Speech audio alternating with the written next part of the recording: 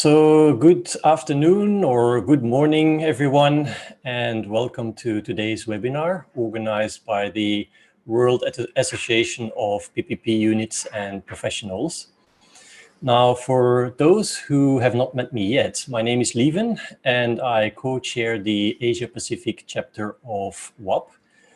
I've been active in the PPP space for more than 20 years and mainly in the transportation and healthcare sectors as an investor and as well as a financial advisor. I'm also a certified CP3P trainer and provide consulting services to authorities and private investors in PPPs in Asia and the Middle East. Now, I'm honored to host today's webinar on the important topic of connectivity through PPPs, and specifically how transportation infrastructure can unlock Indonesia's full economic potential. Indonesia's economy already exceeds $1 trillion per year, which makes it a member of the G20. And the people in Indonesia have an upper middle income per capita of more than $4,400 in 2021. Since nearly half of Indonesia's population is of working age, its economic growth could be tenfold due to this favorable economic structure. Now, on the flip side, Indonesia is the largest archipelago country with the fourth largest population. So infrastructure development and connectivity are critical for Indonesia's robust growth. The government has been promoting PPPs as a means of accelerating development and has successfully been doing so for the last 15 years. The new Ambon Port, Northern Bali Airport, and the Capital Toll Access Road are just a few examples of Indonesia's expanding PPP pipeline. So in today's webinar, we will explore how PPPs can become a key driver in connecting people and businesses in country, as well as to the rest of the world, unlocking Indonesia's full economic potential. We have a very strong lineup of speakers: Ibu Novie from WAPPP, Pak Andre from IIGF, Pak Delano from SMI, and Pak Wiky from the Ministry of Transport. Welcome, everyone. Please allow me to introduce our first speaker, Ibu Novie from WAPPP. Ms. Novie Andriani has a master's degree from the Melbourne Law School. Currently, she holds the position as a policy planner under the Directorate of Innovative Funding Engagement under the Ministry of National Development and Planning.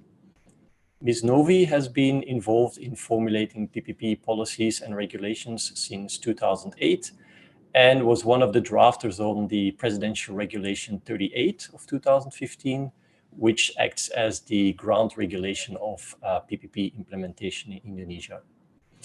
Before I hand over to Ibu Novie, I would like to mention that all the participants are welcome to ask their questions to find out more about Ibu Novie's presentation, but also for the subsequent presentations. Please feel free to write your questions in the Q&A box, which we will then reserve for the Q&A session at the end. Again, a very warm welcome to you, Ibu Novie. The floor is yours. Thank you, Lieven. So, as a start, I would probably like to introduce about my institution and what does it works in the PPP framework. So probably not all of you already knows about the current institutional framework on PPP in Indonesia. So in Indonesia, we have what we call as a PPP Joint Office, which consists of several ministries and also SOEs. And this PPP Joint Office has been established since 2017, actually, but it's just been legalized on 2020. Our ministry is the secretariat for the PPP Joint Office, and our ministry is in charge for formulating the PPP policy, as well as identify, plan, and also facilitate for the preparation assistance. We also do the monitoring, evaluation, and control the implementation of the PPP implementation. And together with the Ministry of Finance, our ministry will ensure the allocation of the fiscal support that is needed for the PPP project, such as the available payment or the viability gap fund. So in a glimpse, that is our ministry's role in terms of the PPP framework. So when we are talking about the transportation sectors until 2024, we have several targets which we aim to get established. So for example, like in here, we aim to have 6 metropolitan cities with urban mass public transport system to be built and developed. And also we are aiming or targeting to have 21 new airports to be built and 43 air bridge routes. Obviously, all of these targets will not be able to be built depending on the government budget. So that's why we have the funding framework to realizing those targets.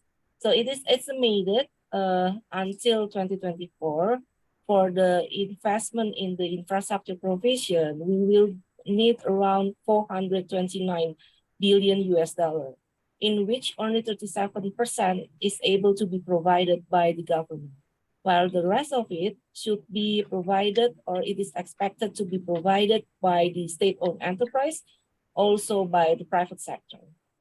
Specifically, in terms of the transportation sectors, until 2024, it is expected that we are going to need around 82.6 billion US dollar. And the same as the allocation in the national budget, it is expected that the private sector will play a dominant role in here, which 54% of the infrastructure needs, it is expected to be provided by the private sectors, or around 702 trillion rupiah. And in order to make those funds available, we have what we call as the priority sectors. For example, like in here, infrastructure, which is supporting the economic sector, urban infrastructure, energy and electricity, as well as ICT.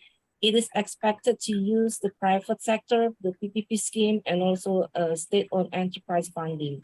While for the basic services, it is expected to be built using our state budget. In terms of the PPP in Indonesia and the investment opportunity, for the regulation itself, it is already quite mature. So we have what we call as a ground law, which is the Presidential Regulation number 38 of 2015.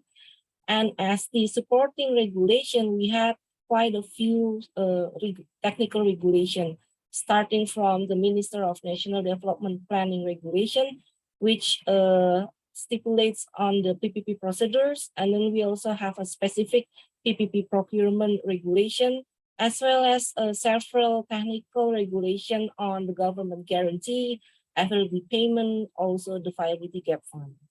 While the other hand, on the sectoral regulations, as you can see here, that some of our sectoral regulation in terms of the transportation sectors, it is already open to competition and also open to foreign investment. So it means that with the PPP schemes, all the regulation as well as on the sector regulation, it is already supporting and opening up the opportunity for business entities to invest in Indonesia. The progress of the PPP implementation in Indonesia itself is quite increasing. Up until 5 years ago, so we had quite a remarkable progress. So in here, for example, like in general, until semester 2 of 2022, we have 20 projects. While this semester 1, 2022, we have up until 23 projects already in transaction stage. And in terms of the projects already in operation, we also have an increase from 9 projects in 2020 Right now, we have around 14 projects. While in the transportation sector itself, we also have 6 projects already under transactions and 1 project already under constructions. And hopefully within until this end of the year, we will be having some few of project upcoming as well. So I think that is a glimpse on the policies on PPP in Indonesia, especially in transportation sector, as well as the progress on the PPP pipeline in Indonesia. So I'll hand it over to you, Lieven. Thank you. Thank you very much, Ibu Novie. I picked up 42% for private sector investment. That is indeed quite a lot. I'm sure your presentation has sparked quite a few more questions in our audience. So again, I'd like to invite everyone to type their questions in the Zoom Q&A box, and then I'm sure Ms. Novie will be happy to address them at the end. Our second speaker today is Pak Andre Permana, who is appointed as a director at IIGF since March 2020. He earned a Bachelor of Engineering, majoring in Civil Engineering, and a Master's in Engineering in Project Management, both from the University of Indonesia, before continuing his education at Nanyang Technology University in Singapore. Welcome, Pak Andre. The floor is yours. Thank you. Thank you so much, Lieven. Thank you, my colleagues here, Ibu Novie, Pak Delano, Pak Wiky. Thank you for the web for inviting me to this very distinguished forum, and glad to be part of the Indonesia infrastructure development as well, which I will elaborate further from Ibu Novie's presentations. I will start with the perspective of having the government support for the PPP, especially in transport sectors. I'm starting this slide with how we actually shifting our perspective or paradigms with PPP through the realization of government commitments by establishing fiscal supports and initiatives, especially from the Minister of Finance, and with different aspects of project preparation, commitments, viability of projects, bankability, and land support. And we are very glad to be part of this policy of the MOF, can enable us to be given mandate in bankability aspects through the provision of the sovereign guarantee to PPP projects. That's our first mandate. And then we actually can be assigned as well to do the project development facility. We the MOF have 2 options as the special mission vehicle, which can assign PDF through PTPII or IGF, or also to Pak Delano through PTSMI. In these slides, I'd like just to have an overview on how our mandate is actually expanding, not only from the PPP project guarantee and the PPP PDF, but also we can also get assigned, and we are already assigned by providing the credit guarantees to SOEs, and actually also to other entities related to the National Economic Recovery Program, in addition to our project guarantee to National Strategic Project. So this slide has already given some emphasis on how actually the role of IGF being a project enabler and financing enabler for infrastructure development. And next slide, you can see our value proposition, which address the issues of not only bankability, but also accountability and transparency. And lastly, but not least, it's actually how to get the stronger risk management through the implementation of fair risk allocation through our PPP and through our guarantees. And as Ibu Novie mentioned, we have actually become a part of the PPP Joint Office, Republic of Indonesia. In addition to that, As I mentioned earlier, we are actually the strategic mission vehicle of the Minister of Finance by providing the support for the PPP implementation. We have also our institute, IGF Institute, who actually have the platform of UNIID, the one in the right-hand side, the platform of University Network for Indonesia Infrastructure Development, which has involved 35 universities across Indonesia, which actively not only providing, as Lieven mentioned, become the provider of the CP3P, certified PPP professionals, but also having some collaboration with the academics through capacity building programs under the PPP Joint Office. Next slide. Well, just a bit touch on how we actually has embed our business process with the ESG framework.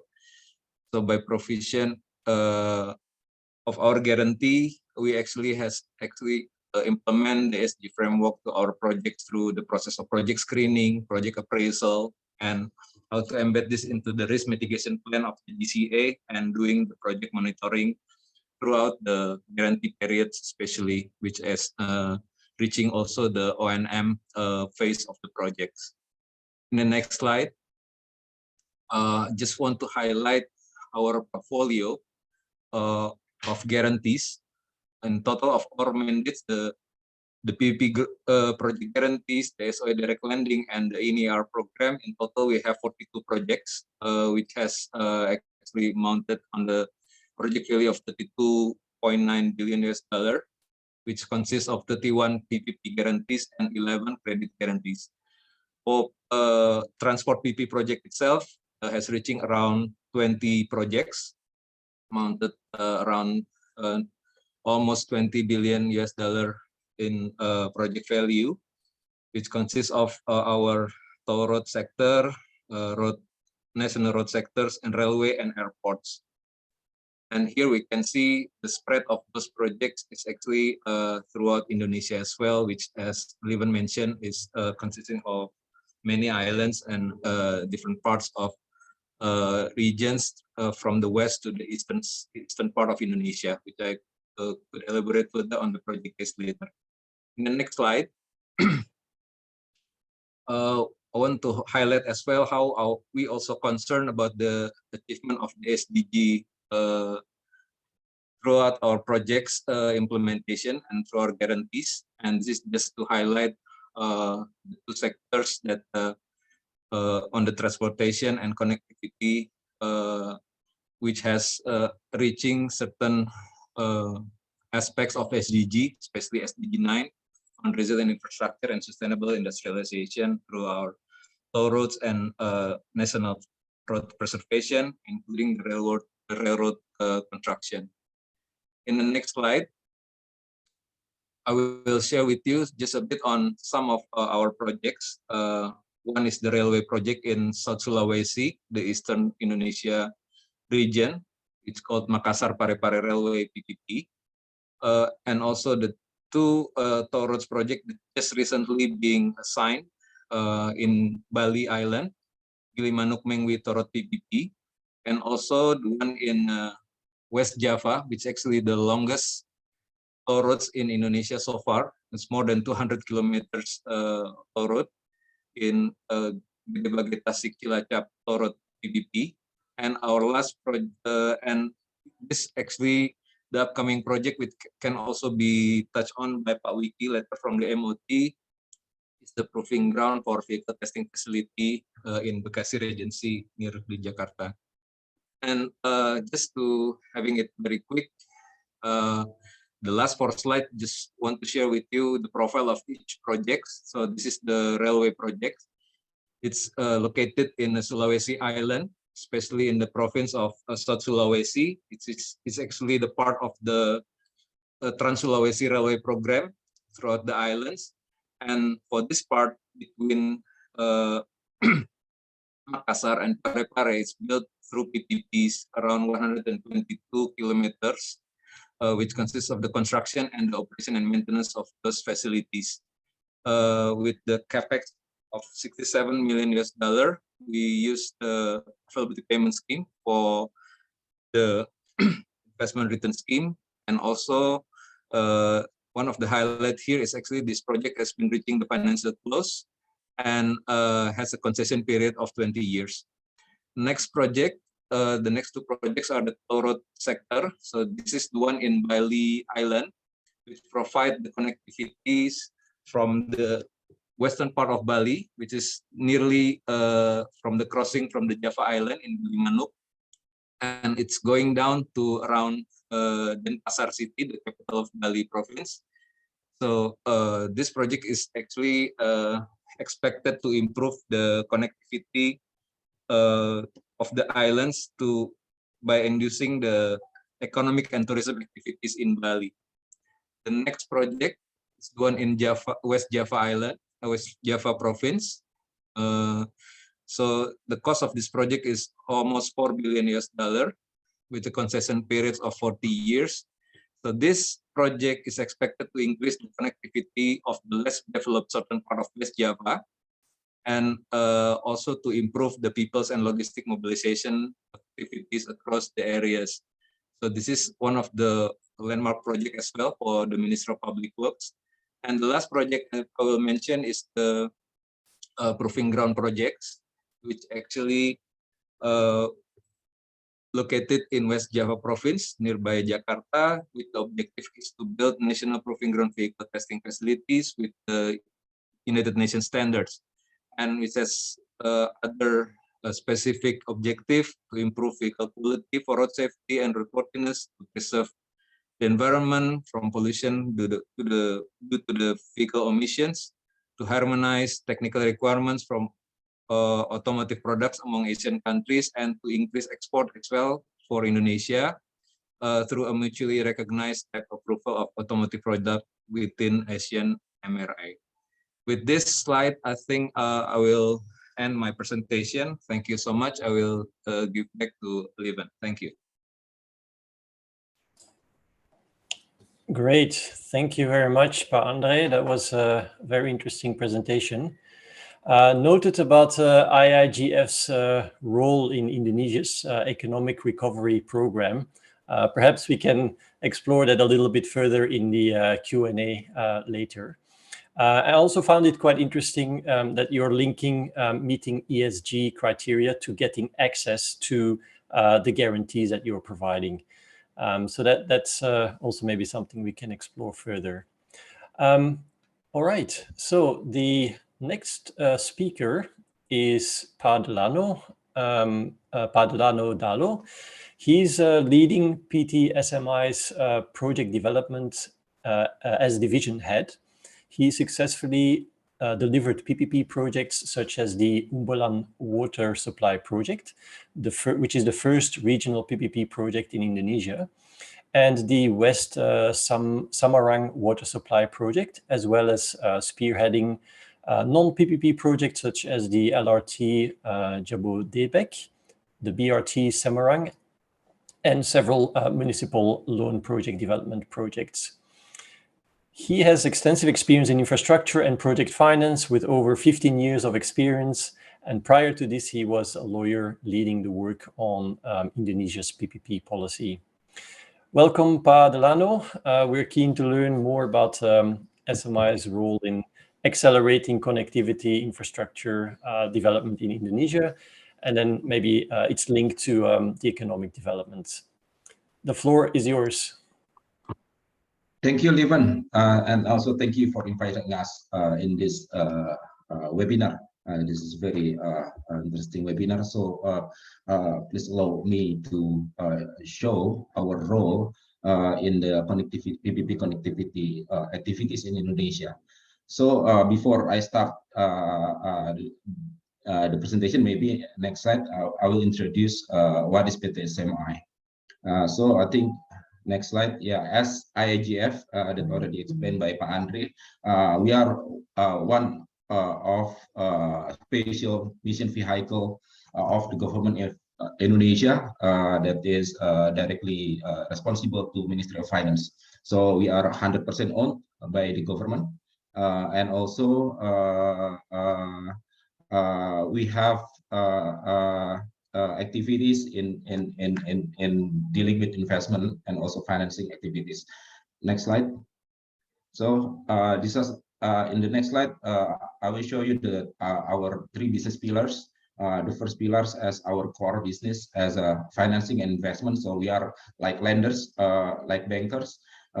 We actively finance all infrastructure projects in Indonesia, PPP or not PPP. We also have a specific, unique role in the financing because we can also finance the municipal government. So we can provide credit facility for municipal government. And this is also in recent years, we also active in the investment. So we also provide the equity portion of the infrastructure projects, and also in the future, maybe this product, the equity investment product, will also be improved in PT SMI.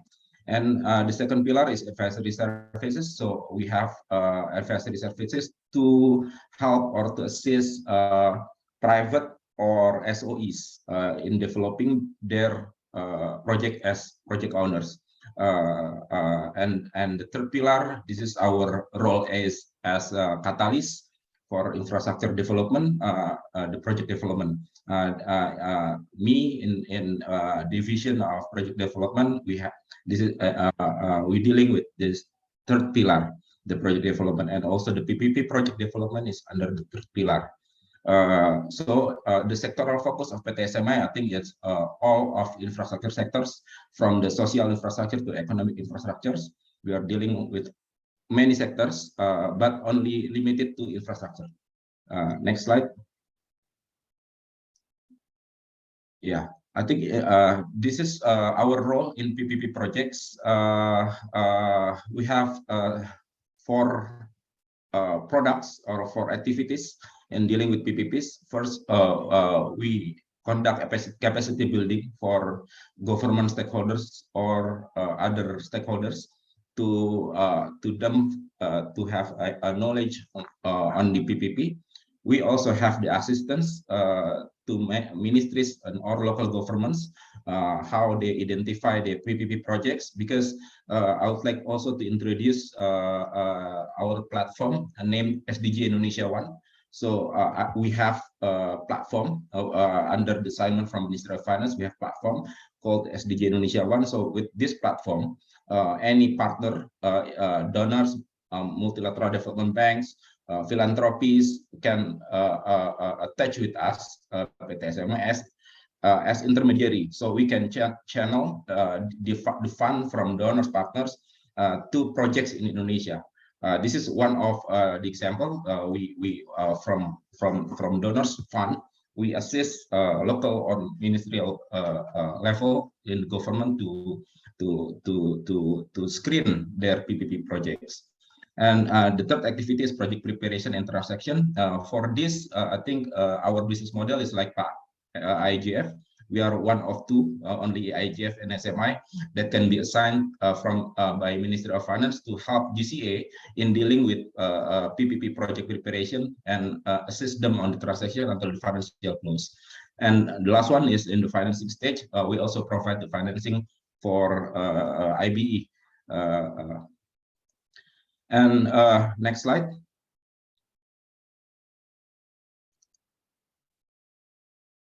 Next slide, Bureta. I think next slide will show our portfolio in PPP, because for financing, I think there are much more than this portfolio, but for the PPP development, we have 20 projects now from 9 sectors. 10 of them, or 50% of them, is national strategic projects, and about 30% of them, 7 projects already financial closed, 1 already signed the PPP agreement, and others 5 is stopped, cannot go into the transaction phase, and the 5 still ongoing. So this is our portfolio. About 13 trillion rupiah we already contribute for the direct investment in the PPP portfolios. Next slide.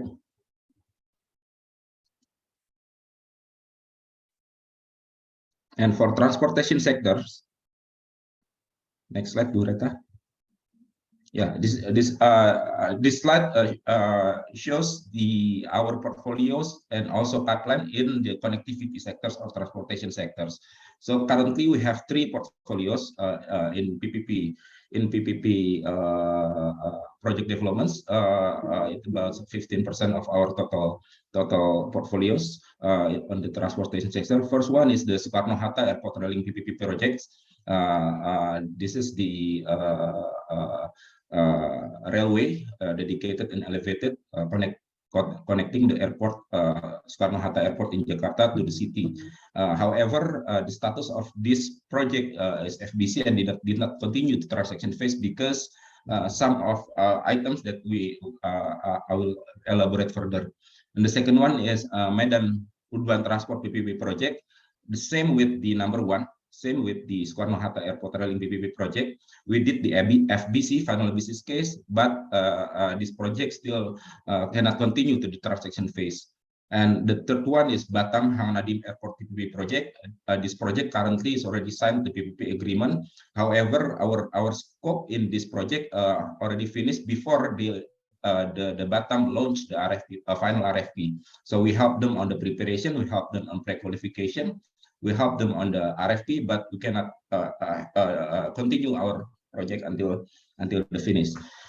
So these 3 is our portfolios. Why the Soekarno-Hatta Airport Railing and Medan cannot go to the transaction phase? We are resume our lessons learned. There are 3 challenges in dealing with transportation sector. Because the characteristic of the railway projects, urban transport and railway projects, I think it is heavy capital. So very heavy capital in the infrastructure. So the challenge is the appropriate allocation of demand risk. Is it to government or is it to private sectors?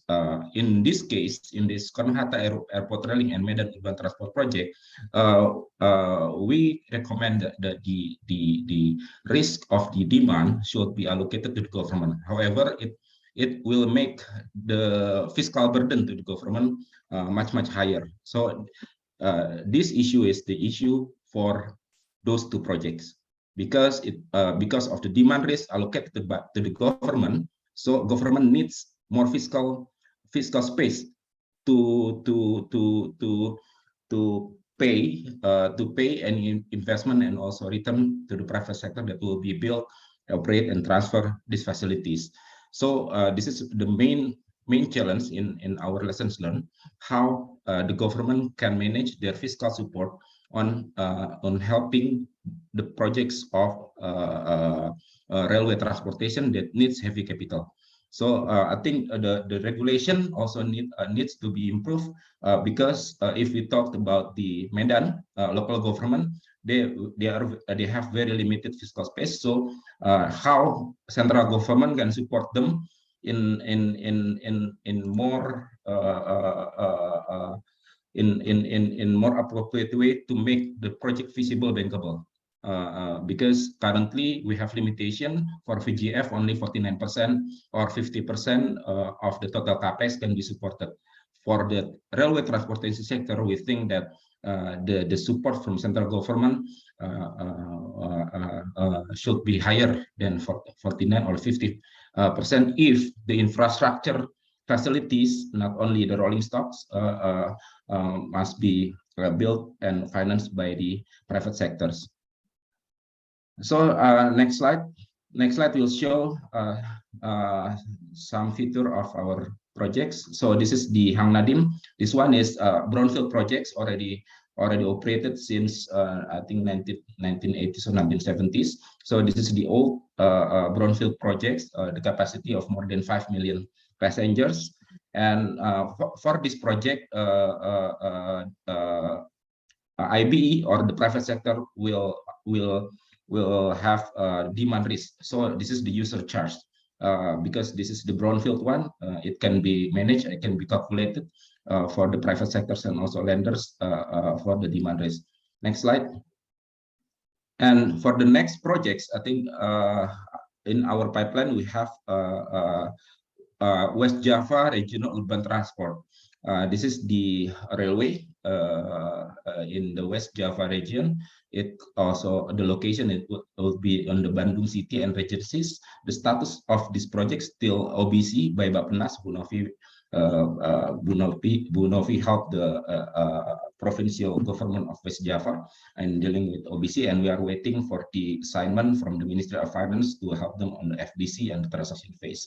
I think, Pak Lieven, this is our last slide. Thank you very much. I'll get back to you, Pak Lieven. Excellent. Thank you so much, Pak Delano. That was very interesting. Noted about the equity investment product that you have at SMI. That is indeed very interesting, and perhaps we can elaborate on that a little bit during the Q&A on whether SMI has been deploying that equity alongside other maybe private investors in PPPs, or mainly alongside SOEs. I'm thinking about perceived conflict of interest, if you see what I mean. Then, of course, the demand risk that you mentioned, that is indeed an integral part of transportation-related projects. In the past, maybe by default, that risk was allocated to the private sector, which then rendered certain projects unbankable. Keeping that risk on the government side does indeed require the government to have more fiscal space. So either way you divide it, the risk doesn't go away. Somebody needs to bear it and needs to quantify it, right? So thank you so much for your presentation. And as the saying goes, we keep the best for last, right? So our final speaker today is Mohammad Wiky Ridhanindyo, who is acting director for partnership facilitation and investment at the Ministry of Transport. Wiky has a demonstrated history of working in the banking industry and is skilled in project finance, PPPs, government liaison, amongst others. He's a strong business development professional with an MBA focused on corporate finance and financial management services from the Universitas Gadjah Mada. Wiky, we are looking forward to learning more from you about how the Ministry of Transport is developing, supporting connectivity projects in Indonesia, and obviously also what you currently have in the pipeline. The floor is yours. Thank you very much, Lieven, for the introductions. And I will also say my greeting to other panelists, Bu Novie, Pak Delano, Pak Andre. These all the experts in the Indonesian PPP. So I also honored to be part of the panel, so the webinar. So if I may share the screen. So my presentation is about the private participation in transport sectors. So if you may see the slide based on our strategic plan, the Ministry of Transportation strategic plan, based on 2020-2024. The direction of the president is to focus on the infrastructure development, the human resource development, bureaucracy reform, private investment, state budget. This is the direction of the president of Joko Widodo, that the things that we have to set focus on is to have the continuity of the infrastructure development, which then set the focus of the work that has been to be done in the Ministry of Transportation, which is include the national connectivity, safety performance, transportation safety. And then the main focus is translated into the Ministry of Transportation priority agenda, which should be, focusing on the tourism. In tourism sites, we want to build the new 10 Bali. And then from that development of new tourism, we will expect that 400 million trips will arrive from the local tourists, and also the 28 million people will also arrive from the international tourists. So the tourism sectors will have been expected to have the contribution as much as 5.5% of GDP. And then in terms of logistics, we want to focus on creating 7 logistic hubs, which is include the big port in Indonesia. And then in terms of air bridge route constructions, we want to build the 37 air bridge routes that connect Papua. And then from the air bridge routes, we would expect 70.8% of economic growth in Papua. And also in Maluku, we want to see the increment of the economy in terms of poverty elimination as much as 9.4. So we also focus on the development of the new capital city, which is DKN, which is the focus, and now the government is focusing on. And then we also want to improving the quality of transport infrastructure. So the support system should enable the instructions and also the strategic direction of the Minister of Transportation.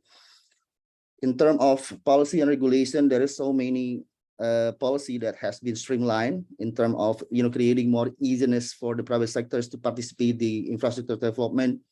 And also in terms of technology, we already have some sort of a logistic in a plotnet that will have the contribution in terms of creating efficiency and managing the port, and also the delivery unit.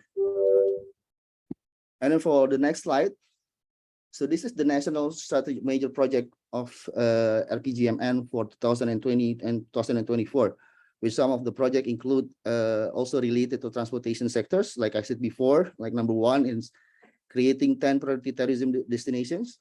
This should act as the 10 new Bali. We want to make, for example, Danau Lake Toba, and we want to make Borobudur, Mandalika, Labuan Bajo, Likupang, Tanjung Klayang, Raja Ampat, Wakatobi, Maratai, and Mount Bromo. This tourist destination will expect, to be able like Bali. So we want to improve the infrastructures, and also we want to improve the amount of tourism that come to the tourism destinations. And then in terms of number 3, for examples, we also focus on development of Bintan and Batam area. Maybe one of the projects are related to PT SMI, Pak Delano here, to creating the new Batam International Port that will act as a hub for international port.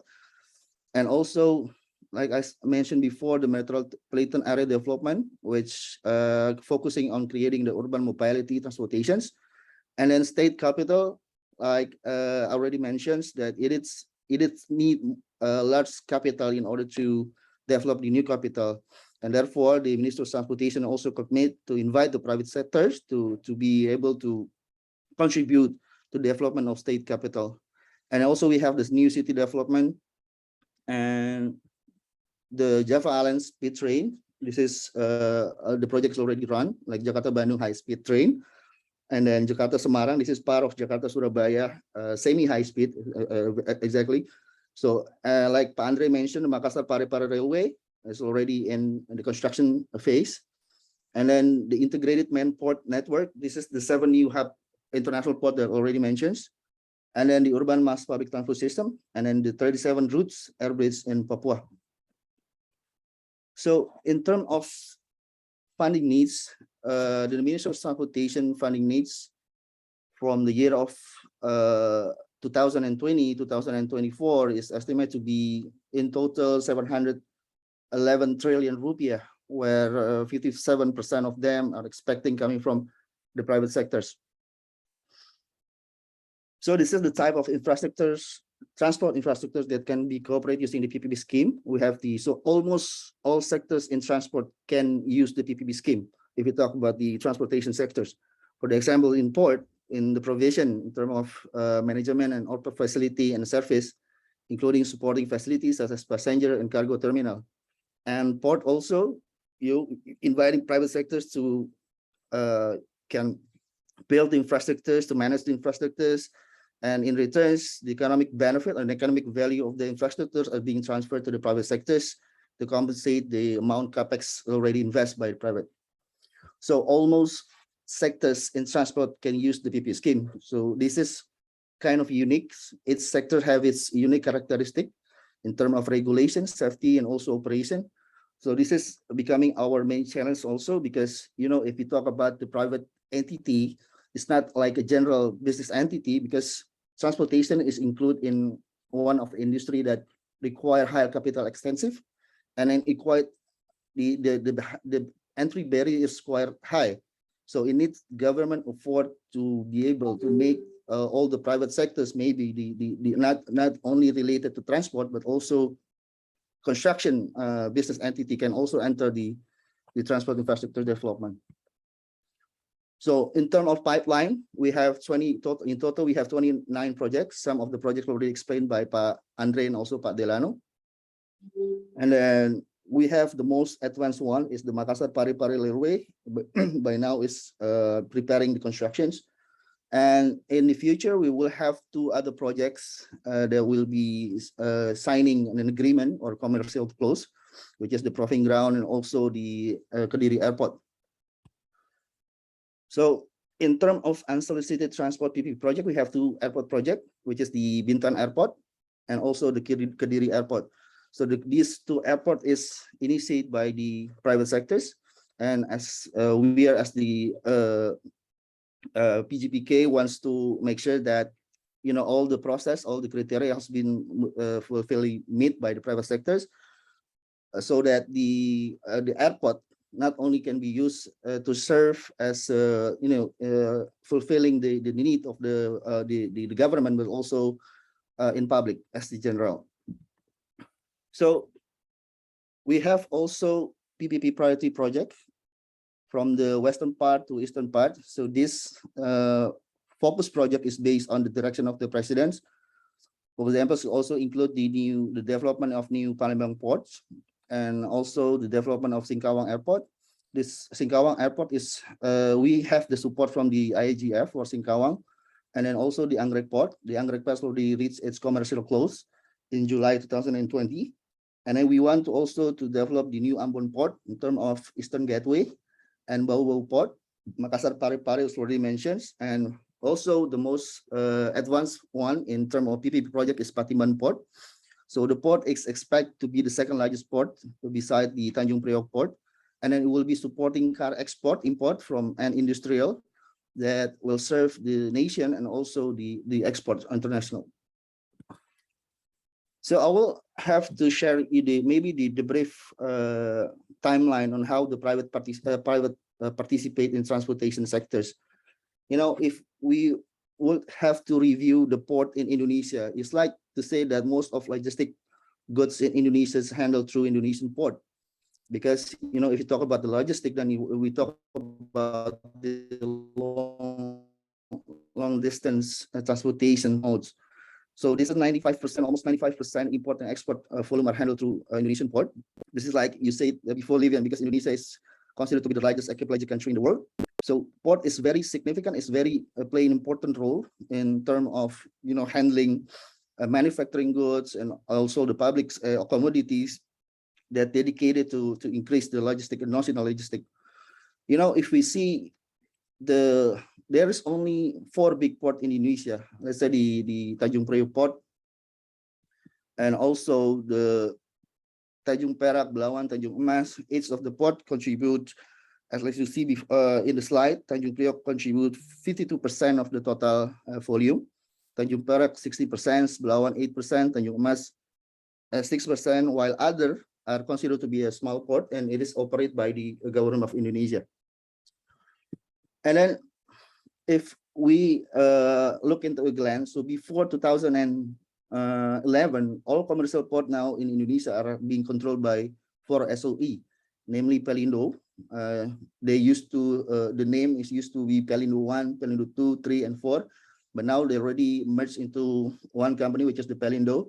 So this is, to have the expectation that the company have more similar approach in terms of business strategy and so forth, while diversifying the company might also result in different authority, different strategy and focus. So now we are in the National Port Master Plan. We have in total we have 636 existing port, which is 57 of them consists of public terminal, and then we will build 1,322 new port in the location plan. So this is a very high effort for us, and we need much funding and private participation in this case. Sorry, So- Pa Wiky, we're Yeah. almost at the top of the hour. Okay. Yeah, that's So- okay. Maybe I will start the presentation because this is private sector in terms of private sector involvement. You know, we adopting the concept of concession, with the private entity give the right to manage and to operate the port. And then in terms of, this is the success story of the port that already reached its commercial close and financial close. And then this is the airport private participation in airport sectors. Maybe you can read in the slide, for example, AP manage all the commercial airport in Indonesia. And then in terms of passenger outlook, we really have a prospective passenger growth over the last decade. And by 2020, it is expected to reach the number of passenger in airport expect to reach 350 million. So this is some of the private involvement in the airport sectors. Maybe in terms of PPP, it's not we just starting the process, and in terms of private participation, there's a lot of experience that's already been done by the airport in Indonesia, for example. And then this is the regulation that can use for cooperating with the airports in Indonesia. And then in terms of railway, we still have a lot of work to do, because the zero mode for railway is very quite marginal, and we want to improve the railway networks not only in the eastern but also in the western part of Indonesia. So this is maybe the brief history of the private participation in railway sectors. Like Pak Andre mentioned, in 2019, the Makassar Parepare is having this commercial close with the PT Celebes Railway Indonesia. So this Makassar Parepare is the first PPP project in MOT. So I think that's all my presentation, Lieven. I hope that my presentation quite give you the information required. And I give it back to you, Lieven. Thank you. Thank you so much, and sorry to rush you. I'm just trying to get it out. But thank you, Pa Wiky, for giving us an overview on the PPP projects that are currently on the Ministry of Transport's radar. Noted about the tourism projects that you mentioned in the major project RPJMN. Tourism is indeed also a clear link where connectivity project can increase economic development. And also good to see that MOT, the Ministry of Transport, is accepting and actively managing unsolicited offers. So maybe we can elaborate on that as well. I did see in the Q&A that there are quite a few questions already. So I guess please keep them coming. And given that we have still a very short time left, how about I just read some questions and we take it as a quick quiz for any of the panelists to give a short and brief answer, if that's okay. Yeah. Oh, I can see there's actually 9 questions that have been answered already. So thank you so much for that. Shall I ask the first one here? Are there any port development and concessions planned? Actually, Pa Wiky, did you answer that question already just now? Or, I mean, I know you showed the slides on ports. So shall we assume that? Can you repeat? Oh, so the question is, are there any port development or concessions planned? Yeah, I think you might have. Yeah, like I already mentioned in the slide, for PPP project in port sectors, we have several projects, starting from the new Ambon, new Palembang, and also the development of new Batam International Port. And also we have the plan to develop the Bau-Bau Port. So there is quite a lot of PPP project, but if we talk about the priority, then we should focus on developing the new Ambon and also new Palembang ports. Right. Okay, great, thank you.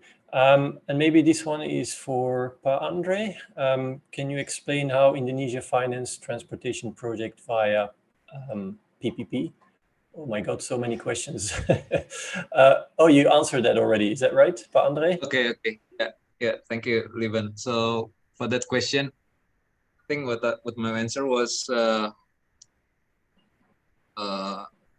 actually I answered the second part of the question, yeah, which is actually how large the cover of the risk for that PP transport. So for the AP type of structure, the availability payment, we cover fully of the non-payments of the PPP of the AP payments, but not in the full period of the concession. So typically we cover until, let's say, several years after the loan tenure. And for the termination payment, we cover only for those triggered by the government action.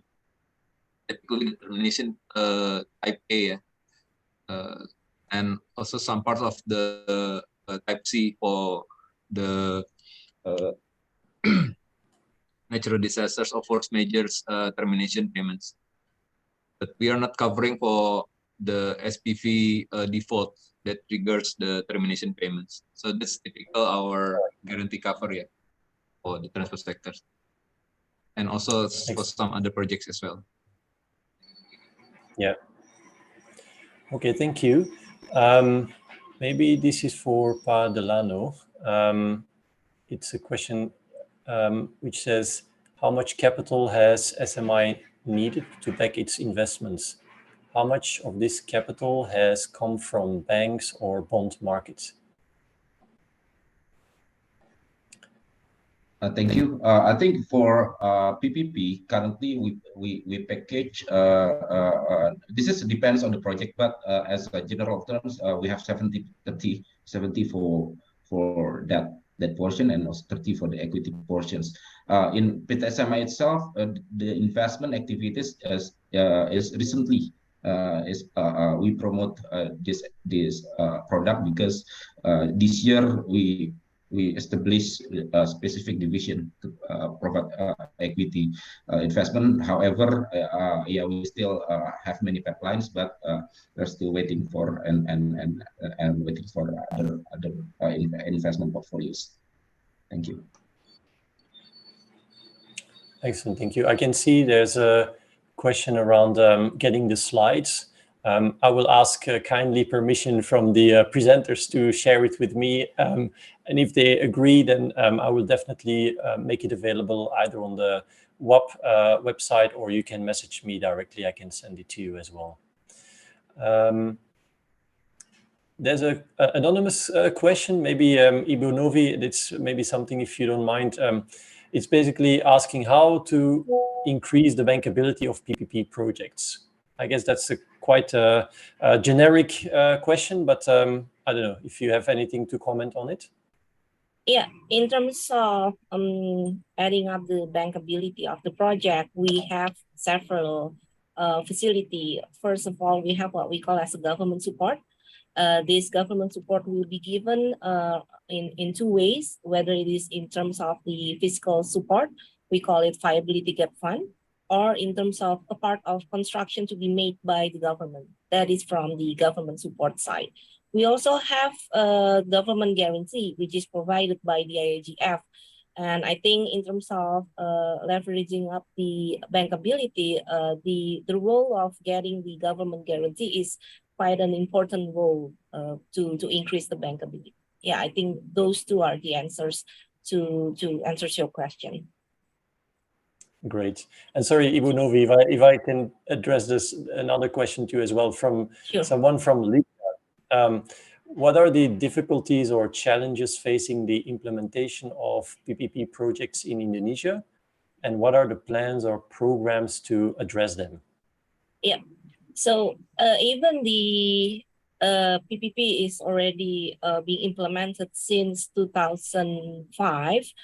However, the amount of successful project using PPP is not that much, because one of the reasons is because in terms of the government contracting agencies, they are not quite familiar with the process.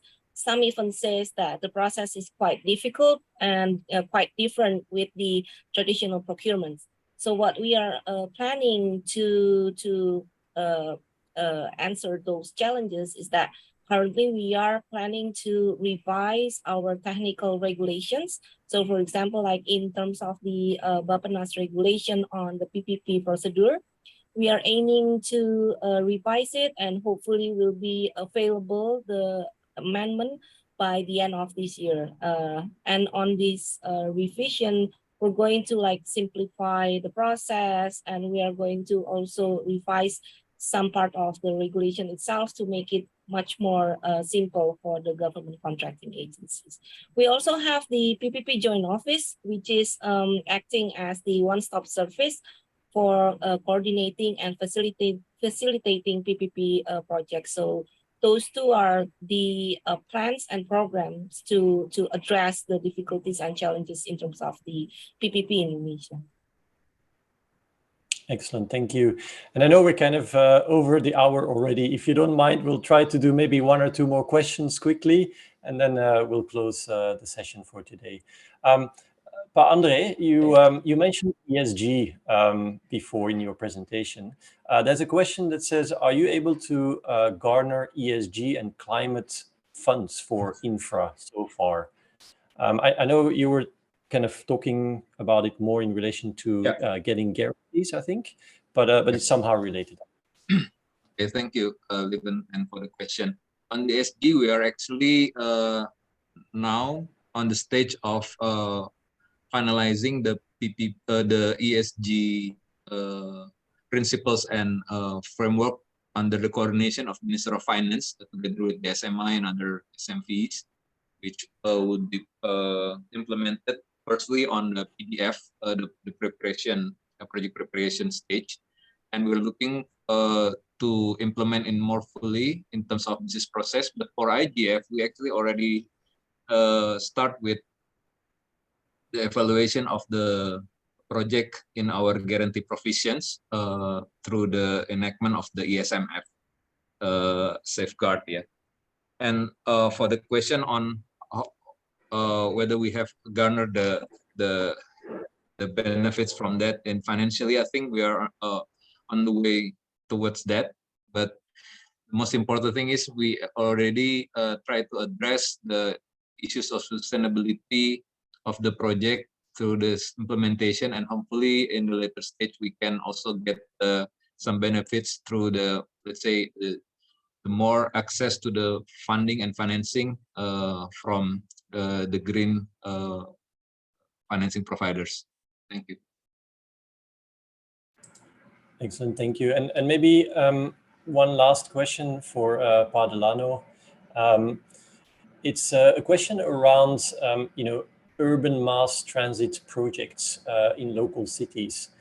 So yes, it is true that local governments don't necessarily have the financial capacity which is needed to fund these kind of projects that are heavy in capital and also have the demand risk component that we mentioned before, right? So considering those challenges, how can we make PPPs happen?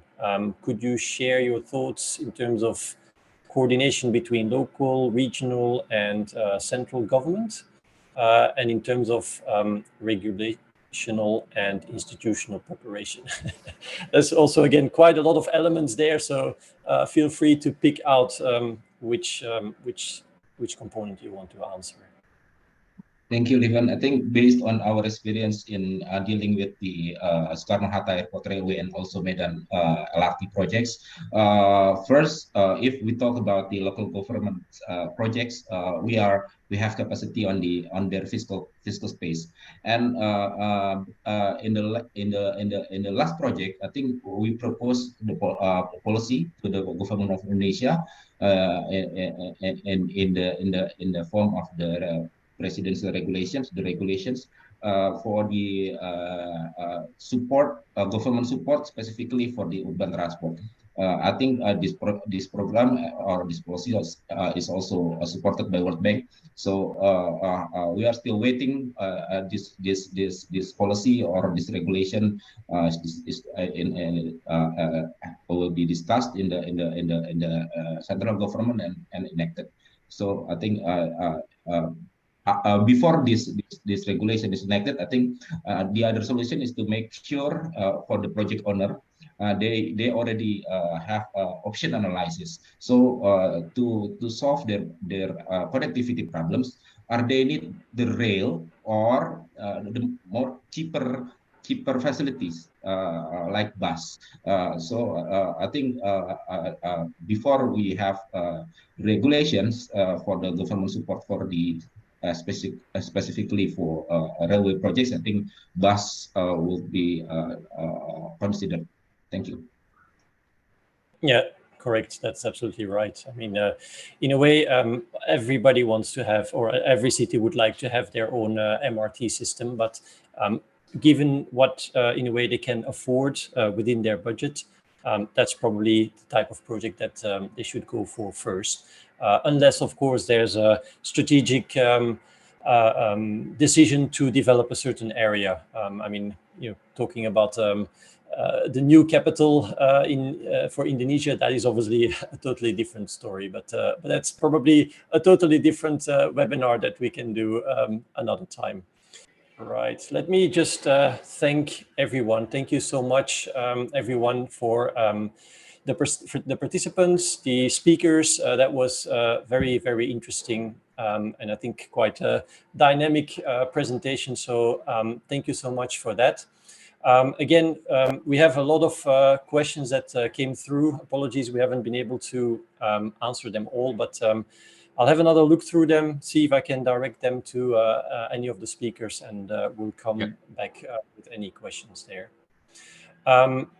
So thanks again very much for everyone. I hope that we can see the participants in our upcoming WAPPP webinar, where we will be addressing risk allocation in PPP projects. So stay tuned for that. And yeah, once again, thank you to the speakers. That was very, very interesting participation. Thank you so much.